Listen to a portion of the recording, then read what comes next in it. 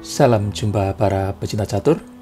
Jumpa lagi dengan saya Suwaji, dan kali ini akan kita ulas partai yang layak disimak bagi para pemain catur yang ingin meningkatkan strategi dan permainan posisional dari mantan juara dunia legendaris dari tahun 1921 hingga 1927, Jose Raul Capablanca Graupera, dan panggilan singkatnya Capablanca, berasal dari negara Kuba.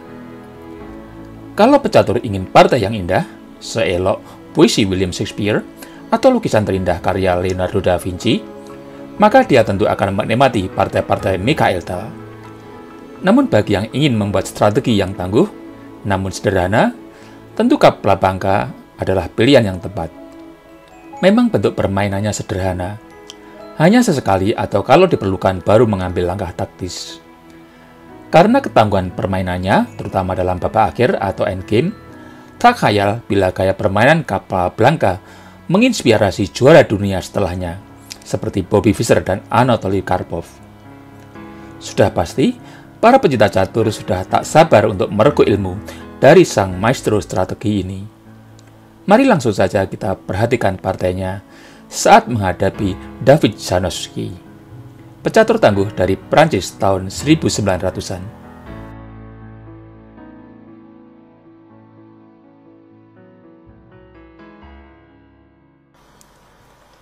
Jose Raul Capablanca mengawali permainan dengan pion E4 dan David Janowski menjawab dengan pion E5. Setelah kuda F3, kuda C6, gajah B5, kita lihat pembukaan Ruy Lopez. Sebuah pembukaan yang sudah dikenal pecatur sejak 6 abad yang lalu, dan masih merupakan pembukaan favorit hingga sekarang, bahkan termasuk Grandmaster papan atas sekalipun. Dan pada posisi ini, hitam membalas dengan langkah pion A6.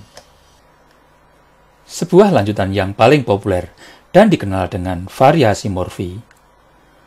Meskipun langkah gajah ke A4, untuk menjaga ketegangan di diagonal A4-E8 merupakan lanjutan paling sering terjadi, namun kini putih melanjutkan dengan gajah pukul kuda C6 untuk merusak susunan pion hitam.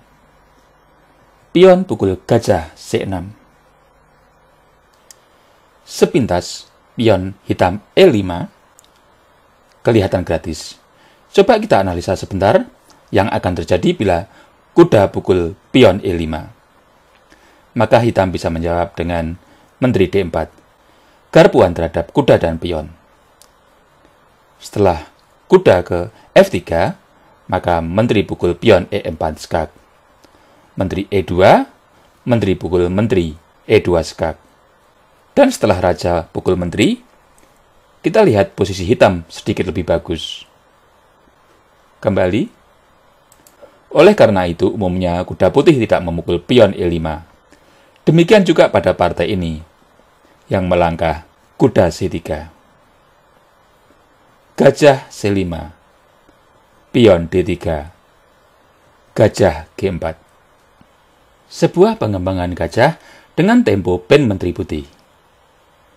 Gajah E3 menawarkan pertukaran gajah yang aktif, yang memungkinkan adanya lajur F yang semi terbuka. Gajah pukul gajah E3, pion pukul gajah E3, menteri E7, rokade. Dengan adanya lajur F yang semi terbuka dan dikontrol benteng putih, hitam memutuskan untuk rokade sayap menteri. Menteri E1.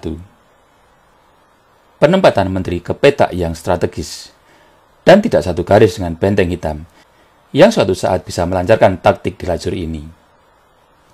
Kuda H6. Dan di sini kita lihat perencanaan yang cerdas oleh Capablanca dengan benteng B1. Sebuah rencana untuk menyerbu sayap menteri yang terdapat raja hitam dengan tujuan mendukung langkah pion B untuk maju. Pion F6, pion B4, kuda F7, pion A4. Sebuah konsistensi dalam melancarkan serangan, semua armada diikut sertakan. Gajah pukul kuda F3, Benteng pukul gajah F3. Dengan adanya serbuan pion di sayap menteri oleh putih, langkah kuda ke D6 perlu diambil hitam untuk menjaga petak penting B5. Namun di sini hitam melangkah pion B6. Dan tentu putih perlu memikirkan bagaimana cara menjebol pertahanan hitam di sayap menteri. Dalam hal ini dengan pion-pion utamanya. Kalau pion ke A5, tentu hitam bisa mengunci dengan langkah pion B5. Untuk itu, perlu diambil langkah pion B5. Paling tidak akan terjadi pertukaran pion, sehingga pertahanan hitam sedikit terkikis. Pion C pukul pion B5, pion pukul pion B5. Dan hitam berusaha mengunci atau menstabilkan sayap menteri dengan pion A5. Kuda D5.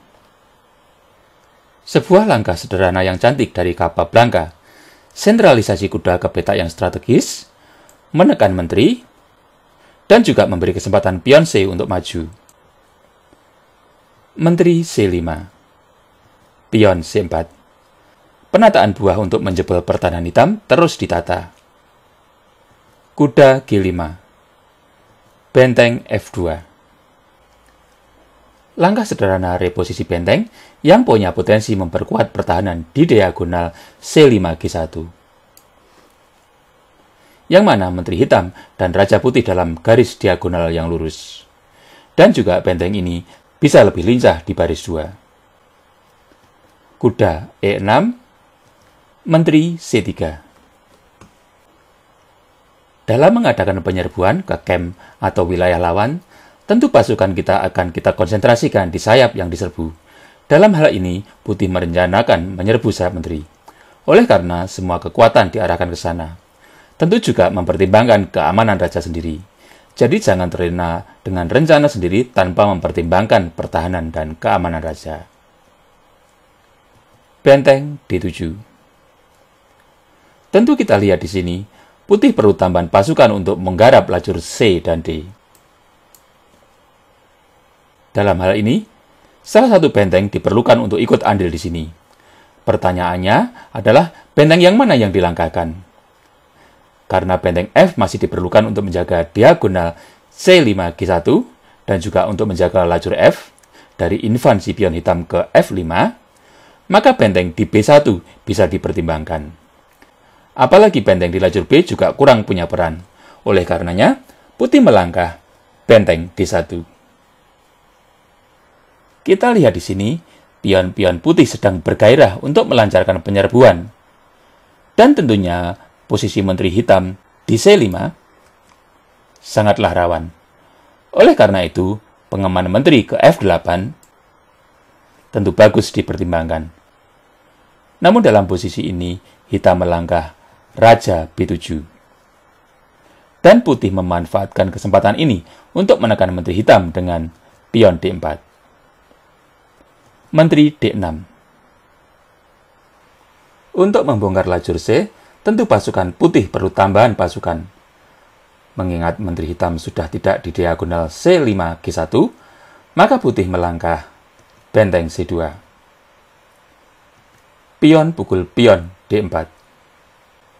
Pion pukul pion D4. Penataan perwira putih yang bagus membuat hitam mengalami tekanan. Dan untuk mengurangi tekanan ini, pion F5 tentu layak dipertimbangkan.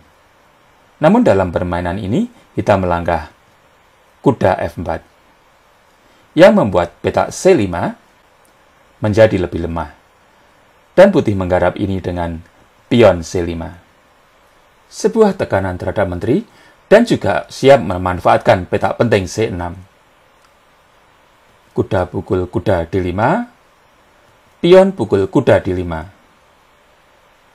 Hitam punya ancaman yang sangat serius di sini. Satu tekanan terhadap menteri oleh pion, dan manuver pion ke petak penting C6. Dan kali ini, hitam melangkah menteri pukul pion D5.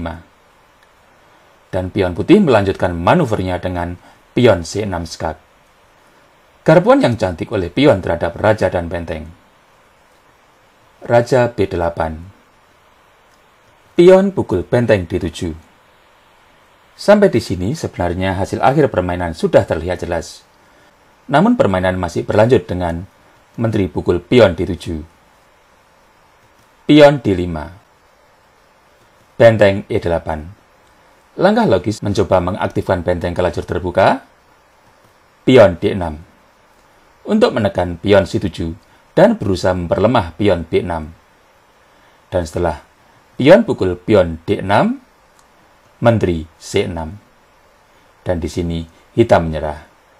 Karena putih unggul benteng, dan tanpa ada kompensasi yang dimiliki hitam, tentunya di sini putih menang dengan sangat mudah. Demikianlah para pecinta catur, video ulasan Jos Raul Capablanca saat berhadapan dengan David Janowski pada turnamen di Petersburg tanggal 3 Mei 1914. Yang diwarnai dengan penataan dan strategi yang tertata rapi untuk merobohkan pertahanan lawan. Seperti biasa, saya berharap video ini bisa bermanfaat bagi para pecinta catur semuanya, dan kita akan berjumpa lagi dalam video ulasan catur selanjutnya. Sampai jumpa.